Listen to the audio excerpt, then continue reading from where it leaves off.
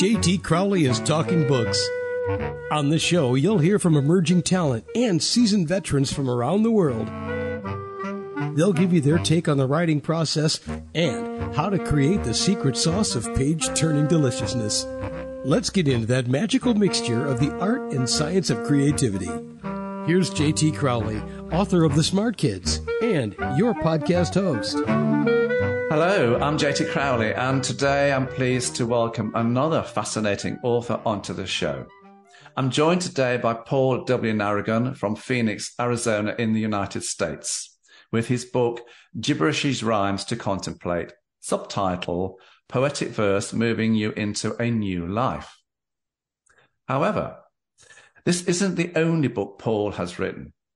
In fact, he has two more books that carry gibberishy rhymes in their title, and they are Gibberishy Rhymes, Profound Rhymes, which carries the subtitle, How to Be the Change You Expect to See in the World, and the other book, While the Gibberishy Rhymes, His Bed Burns, subtitle, Changing Perspectives for Changing Times. In addition to the gibberishy rhyme books, Paul has written another book, Boy Without a Father, subtitle, How Extraterrestrials Influence Us, Contact and Reincarnation in a Remote Andean Village. Paul has taken the opportunity in his life to understand and appreciate human diversity. He studied anthropology at the University of Wisconsin. He was awarded a National Defense Foreign Language Fellowship to study Tibetan. He's also studied Korean at the Defense Language Institute in Monterey and Russian in college. Paul has been very fortunate to have been given the opportunity to extensively travel the world, in particular Central and South America, where he's been to Bolivia, Peru, Ecuador, Colombia, Guatemala, and Mexico. No matter where he has been in the world, the cultures and the practices of the people who live in those places has fascinated him. And some of that fascination, everybody has rubbed off, overspilled into his books. When he was a child, Paul lived on a farm until high school age. At 30, he joined the US Army, serving in Germany and the Sinai Desert in Egypt, as part of a multinational peacekeeping force. He received 2 Army Achievement Medals and 2 Army Commendation Medals. I think it would be fair enough to say, everybody, that Paul W. Naragon has led a varied and fulfilling life to date. So let's invite this youthful person of 73 onto the show to discover more about him and his books. But for the purpose of this podcast interview, we're going to concentrate on the second book in the Gibberishy Rhyme books, Gibberishy Rhymes to Contemplate. Paul Naragon, come and join me. John Crowley, nice to see you. Oh, you're very welcome to. It's been a fascinating insight to your life and to the books that you've written. So we're going to, get to the nub of what you write about straight away so that the listeners can get a feel for what you and your writings are all about. Paul, before we open this ingenious creative book of yours, which is the second book of the Gibberishy Rhymes books, I want to clarify a couple of things. You say that the words in this book answer the questions, who creates a new you? You go on to say, to see life in you ignites an explosion in you. And when your view of everything changes, everything changes for you. So my question is, do you fundamentally believe that the underlying messages in this book of rhyming couplets achieve all this? And how do you substantiate that? Yes, John, I do believe that the poems do. And really the way that they do it is simply when you have an underlying realization that thoughts create reality. And so when you start thinking different thoughts, you are creating a different reality. So what I've tried to do in the poems that I've written is to take certain realizations and show people that it is the way they think that is creating the way their life is. And that when they can see that differently, they're creating not only a different them, they're creating a different life for themselves. So the poems are trying to look at different aspects of life and to see how that interplays. You know, when I look at the book, there's an awful lot going on in this book, everybody. There's a lot of the poems, you know, the rhyming couplets. And it's, for me, these poems, these rhyming couplets, these messages, these sayings really do come from what Paul has seen, experienced in his life, across all the jobs that he's done. And I find them fascinating. Now, we are going to read some of them, everybody, but we're only going to read 8. And if you want to know what all the others are about, got a good idea for you. Buy the book. I can't be fairer than that, everybody. But I want to ask Paul, before we get into reading some of the stories for you, the rhymes. Paul, for me, when I look at the basics of writing, you know, poems, rhythmic messages, I understand that there are formulas that have been set aside. You know, you've got poems who are structured around haiku, cinquain, quatrain, and sonnet. And I also know that each of these poetic forms have specific numbers of lines and syllables.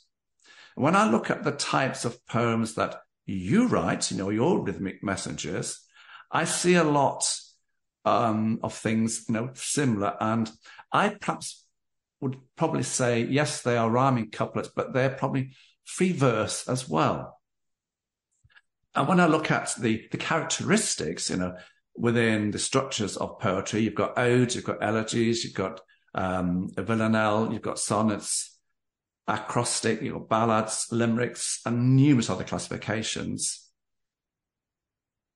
Again, I see free verse here, coupled with, you know, the rhyming, you know, couplets, as more lyric poetry to me.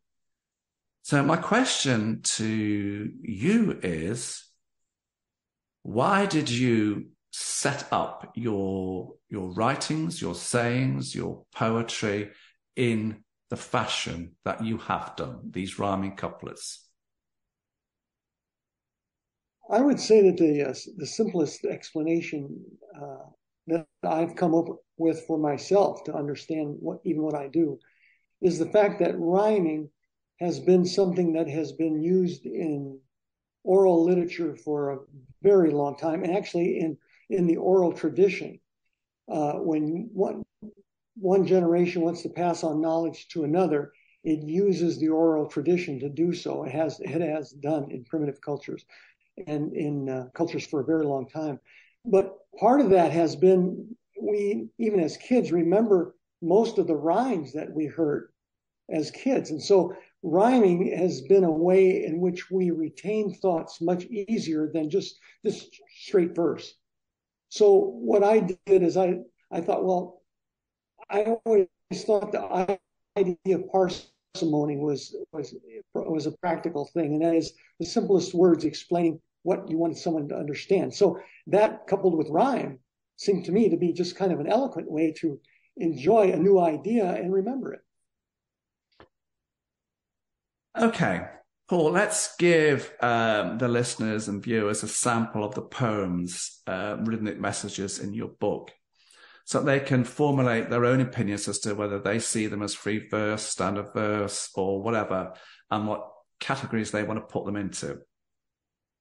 Now, everybody, Paul has chosen 8 readings to highlight his work.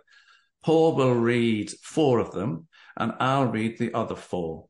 And at the end of each reading, Paul will explain what he's trying to say here what this message is, what this poem, what this rhythmic couple, this message, this saying is all about. So, Paul, would you like to start us off with reading Is Responsibility on page 1 and read that to us and then tell us what is the concept behind this? Sure, most happy to do that. Freedom is Responsibility, the title. Responsibility, the ability to respond, is the natural authority and power for a creature to grow on. For any creature not acting on his own behalf is most absurd, producing an uproarious laugh. Living natural and free is accepting full responsibility. Responsibility is the first and foremost its self-rule. By extension, it's the golden rule. To abdicate your responsibility is to be a fool, a false notion that gives another the control tool. For another cannot take responsibility for you without taking your power and authority to exercise it. No longer responsible for yourself means no longer sovereign. You are property of someone else. Your life becomes dictated to you, and one who dictates by whatever name is a dictator. No one can be more responsible than continuing to self-create. No one can be more irresponsible than surrendering to another's dictates. Authority and power cannot be separated from responsibility. To give up responsibility is to hand over all three. Now, it seems to me the way I've worded it, it should be self-evident what it's saying here. But to explain it in simple terms is also to say that we as individuals are responsible for our lives. If we don't take responsibility, then it comes into this thing that we call blame. That is to say, when we're not responsible for whatever it is that we do, we like to place that responsibility on someone else. Well, as soon as we place the responsibility for what has happened on someone else, we have abdicated our responsibility, we've abdicated our authority, we've abdicated our own power. And people wonder why they feel disempowered.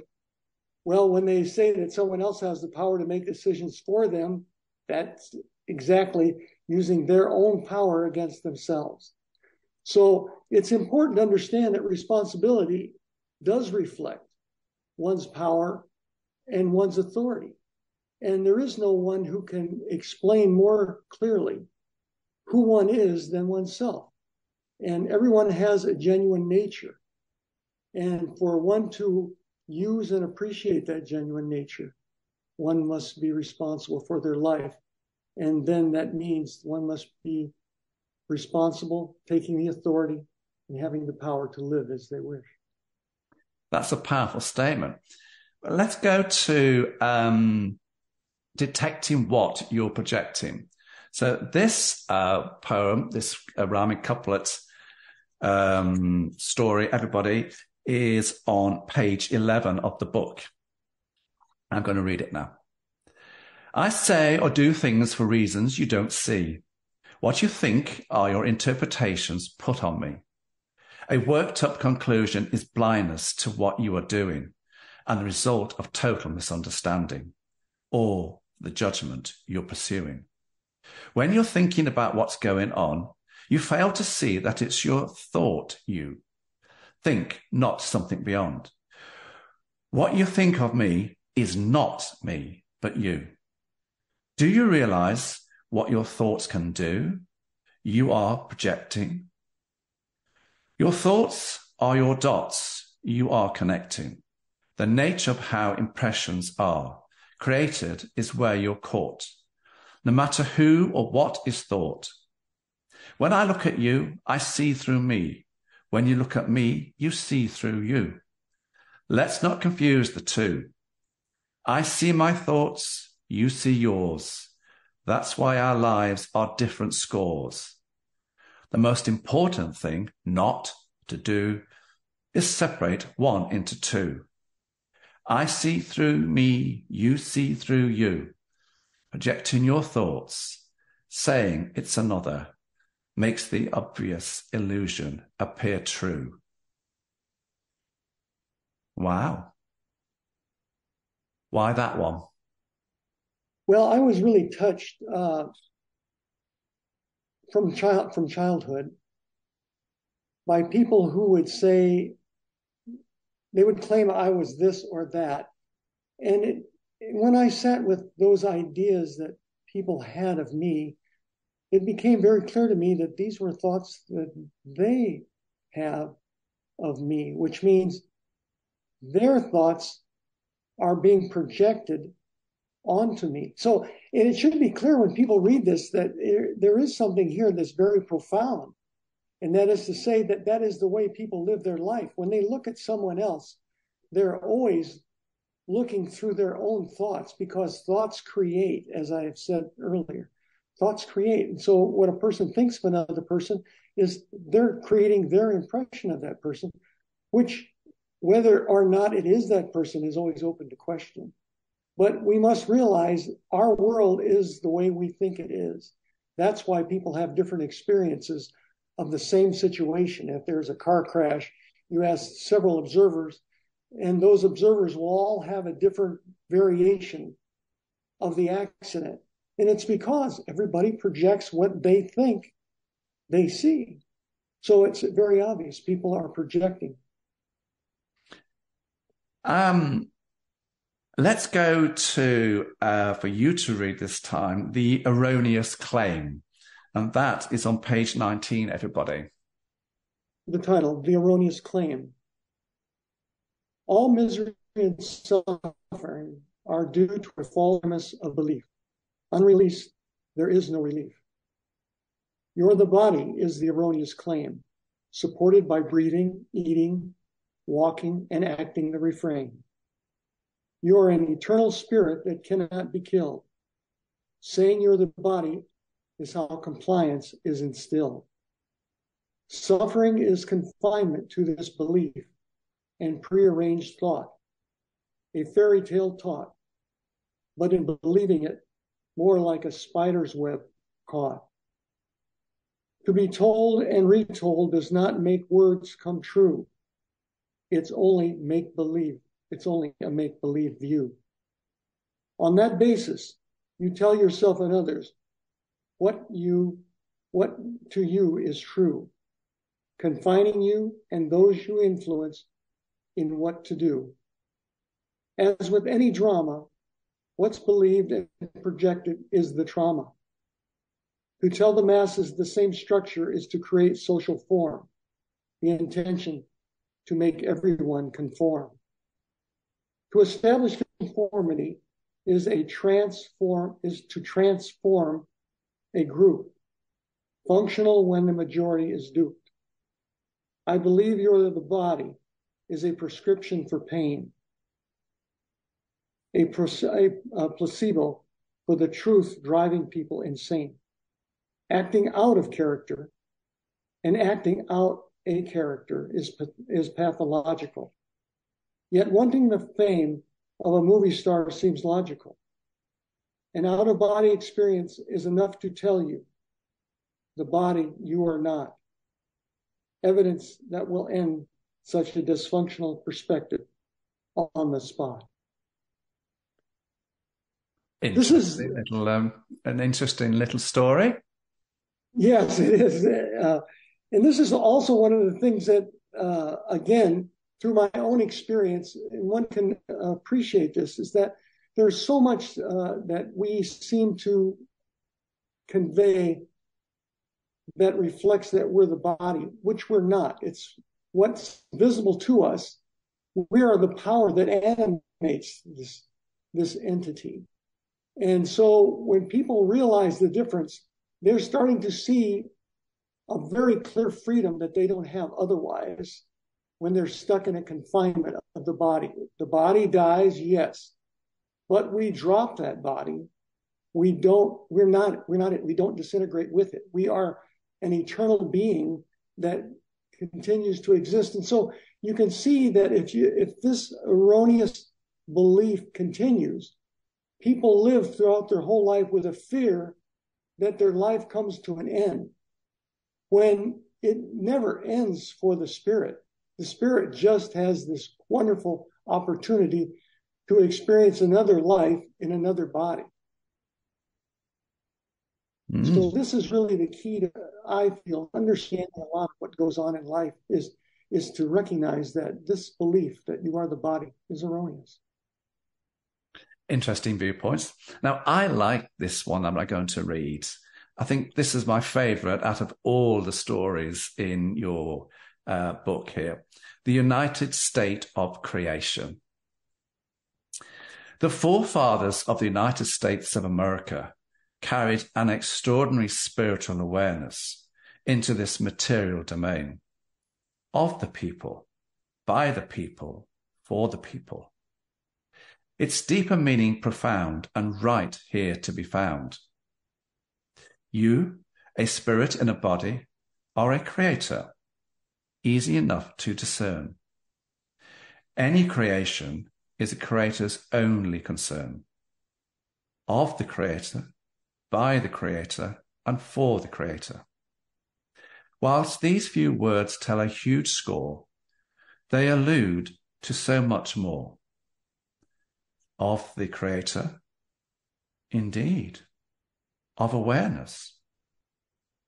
By the creator, indeed, by intention. For the creator, indeed, for its benefit. The panorama of your life is your awareness shared. It shows who you consider yourself and who your life to be about. Your awareness expressed through actions leaves no doubt. Awareness is inseparable from intention. Only a couple exams need mention. Share and care of use and abuse. You in the present moment are far more than the idea that you choose.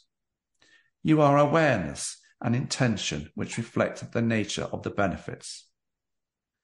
Are the benefits material that come directly to you? Or is everything a stage of awareness you are currently going through? There's no right or wrong. You sing and have to listen to your own song. Do others ignore it or want to join in and sing along? Of awareness, by intention, for benefit. For each, it's transparent, and what's clear is it all fits. The reflection of matters becomes transparent before the spiritual eye. Where before you wear in material's disguise, lay this template over any aspect of creation. You'll begin to see every profound indication.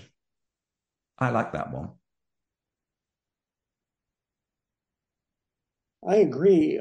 This to me was one of the more profound things that I realized, is that when I first read the Constitution and looked at the basis for the development of an ideal country, it also reflected to me, wow, this is incredible, because this also reflects what can be the basis or the template for an incredible individual life.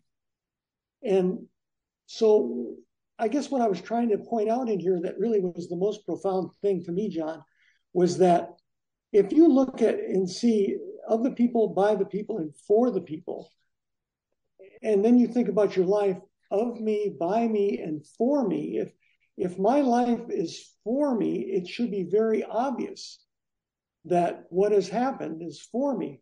But if you're suffering, does this template reflect what really is for you?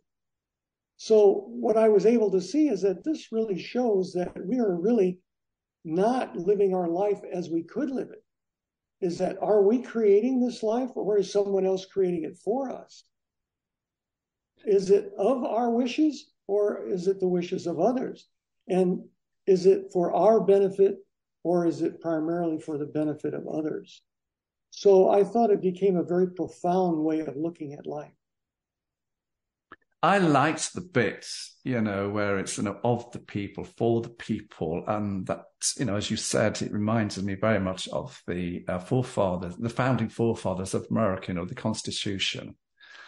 And I've always found that fascinating. And that's why, for me, in this book, that is my favorite poem, message, saying. And that's why I wanted to read it.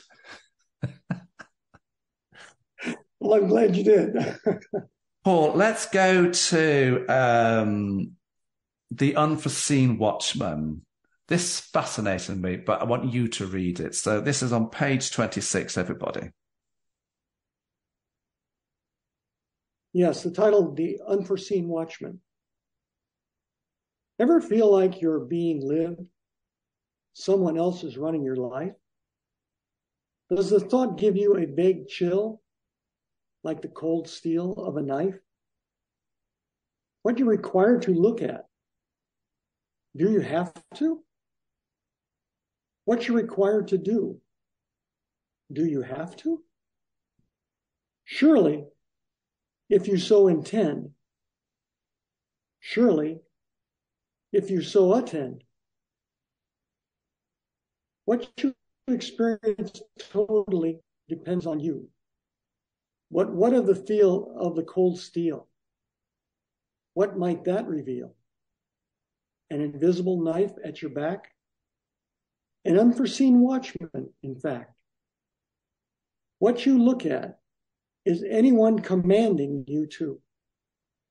What you do, is anyone demanding you do? Of course not.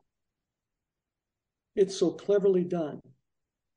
You become the very one, the invisible by which the insidious is done. Such is the stealth surveillance conditioning has won. You're watching yourself. You're carrying the hidden prod and the monitoring device, your thoughts. You are watching yourself, which you don't see, as you are following the conditioning faithfully. You are told you do everything to yourself, conditioning so innocently passed off as education, but you fail to absorb the obvious indication. You are told everything, and that you project. It's all regurgitation, yet the dots you still fail to connect. Even a canary would quickly fall from its perch, the noxious fumes of deception requiring no further search. Yes, it is you, the unforeseen and unseen watchman, watching you, all the while only following what and what not you are told to do. Why did you choose to read that one? When we chatted about which ones we're going to do, you chose the 8. Why did you bring this one on? Well, I thought that it actually goes along with the last one that you read, because if you look at life, we are responsible for what we do. So I'm actually going back even to the first poem that I read. They're all kind of tied together. You're responsible for what you do, but you don't realize that your education is confining you to the thoughts and the wishes and the compliance that is expected of you. So you're not really free. What it is that you have become the person watching yourself to make sure that you do what is socially acceptable and not what is socially not acceptable. So we're not as free as we think we are, and it's not because of anybody but ourselves. We have accepted this unseen agenda, which is occupying our life, which we regurgitate. So we don't really realize we're not free thinkers as we think we are, but we can become by realizing that. Now I understand why you wanted to include this one. Now I'm going to read The Transformation of Desire. And that, everybody, is on page 123. So we're getting towards the end of the book here.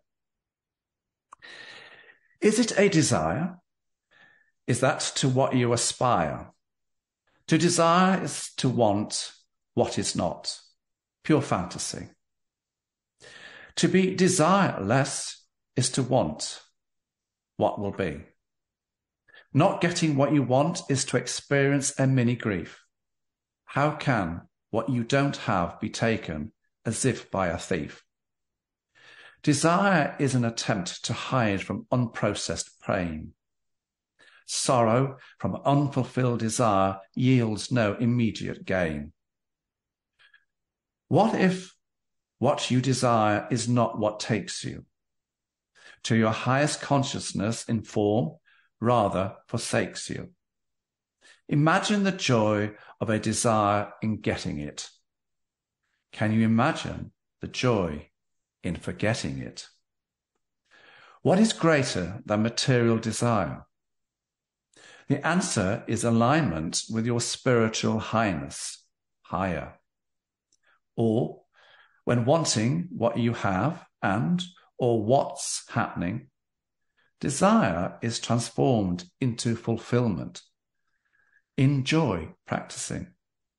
It's a new perspective on you journey through time, expressed here as a rhyme. You know, I love this poem because there's something very, very fundamental in it, which is you can call the origin of our suffering. And it seems to be a mental issue, because when people have to have what they don't have to be happy, this seems to be the road to insanity. Where what I'm pointing out is that we can transform our lives by seeing that what we have, the fulfillment is already there, that what we desire is what's happening, rather than wanting something that isn't happening.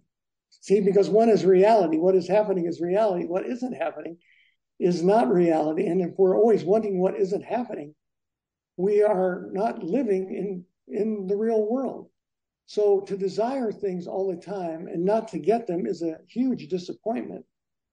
And this in and of itself creates the major problems that people are having, because they are led to believe that they should have this, they should have that to be happy, when they have what they need to be happy. If only because for me, Paul, in this poem, there are two lines that I like.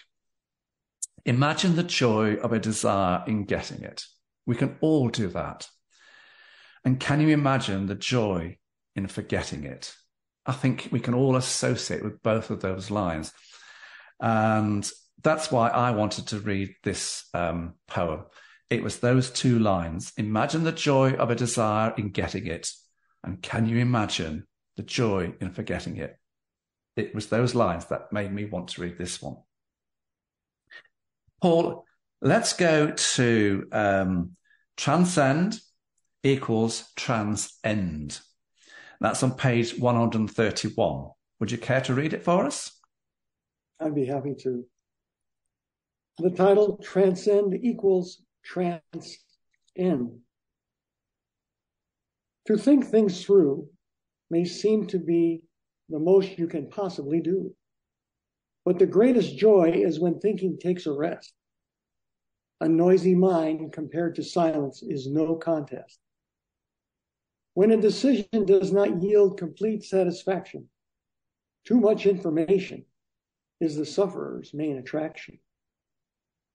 With too much to choose from, you find yourself increasingly numb, becoming robot-like, moving mechanically, in a trance. There's no fulfillment or joyful dance. You are a spirit angel taught to identify as the body, thinking it's you who is drinking that hot toddy. When any issue concerning the body does arise, identifying with it means you've been externalized. The externalization of the spirit is deceit, indicating the spiritual journey is far from complete. Only when this externalization you can transcend will the programming trance end. What's the significance of what you're trying to get across here? It's kind of interesting. I've always found fascinating the word homophone, because homophone means two words that sound alike but have different meaning. And of course, that's exactly what you see in the title here, transcend and trans-end. They're two separate words, but they have the same sound. And this is why I find these kind of things fascinating in writing. But the point I'm trying to make here is that we are in a trance. When we are socialized, we have particular thoughts. Everyone carries these same thoughts. And these thoughts lead us to do the same things. So we unknowingly are in a trance. And the only way to end that trance is to transcend. So that's why I try to point this out together as it is. And of course, it goes back to understanding we're only suffering when we're giving all these desires that we're to focus on, and we can't accomplish those desires. Those are part of the trance. Well, if we can feel fulfillment in forgetting a desire, you can see you're transcending the trance. So what you've read in the last one to this one, that's how those couplings fit together. There you go. I'm going to read the last one here. And this is, do we die so we fully live? And this is on page 135. No, this is not about the fear of dying, nor the grief of loss by so many crying. Few seem to comprehend death's true meaning, although toward getting older, everyone is leaning. Pulling the deepest wounds out of another's heart is what you do when the body you depart. Simple statement on how to live. Touch as many as you can deeply and forgive. Every deep connection is profoundly beyond affection. Like a unique collection of beads on a rosary, all those who become close, you help to set them free. This is a life preview, giving you a look at what you are supposed to do. Why this one again? I wrote this basically based on memory. When I was 4 years old, I had an out-of-body experience. And from that out-of-body experience, I realized that the people that I was around, I could hear and see them, but they could not hear or see me. So I realized, and I didn't have those words at the time that I'm going to express, I realized that this is what I understood death to be, that it was only a change in frequency, that I would transcend to a higher frequency where I could see what was in the lower frequency below me. I could see and hear what was going on, but because those people were confined to that frequency, they could not see or hear me.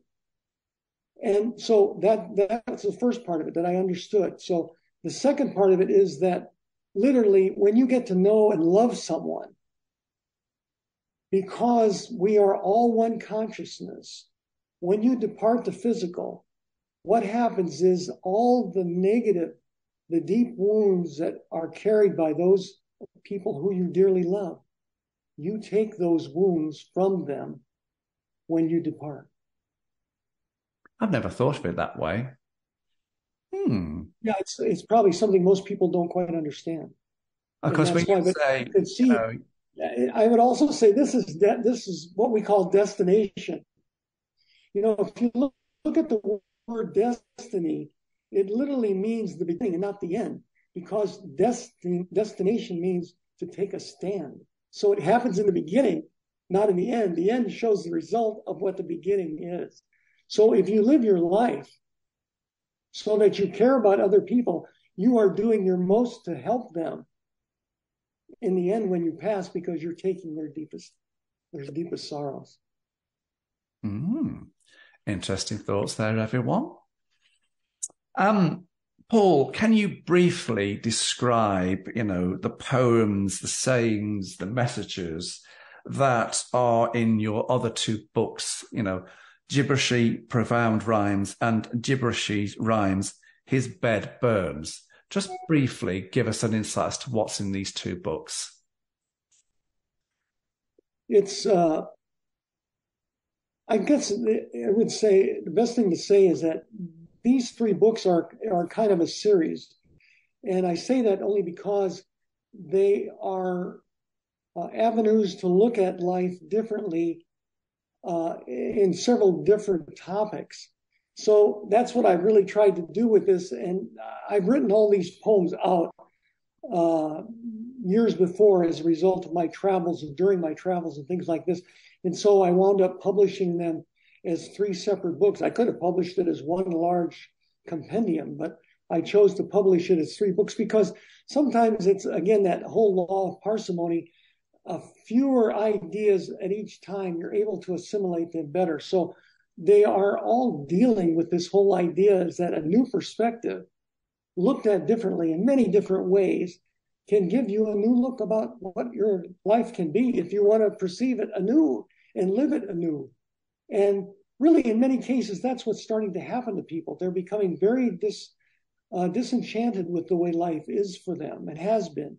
And they want a different life to lead. And so I wanted to provide them with the same kind of thoughts and the same kind of thought process I went through and dealing with my life and making it a better life for myself. Do you think people should read the books in order, or can they read them in any order? You can read them in any order. You can read the book itself in any order. They all are separate messages which all reflect maybe a universal look at life. What's next for Paul Naragon, both in terms of your own life and that of your writings? Are there any more books in the pipeline? Yes, there is. I've actually started to write another poetry book. And this one will take on a different format because I'm going to look more at the history of our whole existence through time. And that's one project I'm working on. The second one is I have a follow-on to a sequel to the novel that I've written, which will explain more about the life of a starseed on planet Earth. Who do you see, Paul, as your market for your books? But more importantly, who would you like to see reading your books? Young people, mature people, people of all ages, genders? Well, if you look at the course of humanity as a whole, it seems even from childhood, from my experiences, even as a child, things happen to me that I want to know more about life, especially if they don't conform to the thoughts, the visions that are being presented to you. So even as a child, one starts wondering, what is life really? So there is no confinement in that sense. People can learn from a young age all the way up through to being an elder. What is life? I mean, we always have these questions. So there's no confinement in terms of age to read these kind of books. The second thought I would venture out to say is that we can look at these things as ideas that all of us could enjoy seeing, because discontentment doesn't just reside in one portion of our world. There are children that are unhappy. There are teenagers that are unhappy. There are adults who are unhappy. There are elderly people who are unhappy. And a lot of this has to do with the way they think about life and the way they look at life.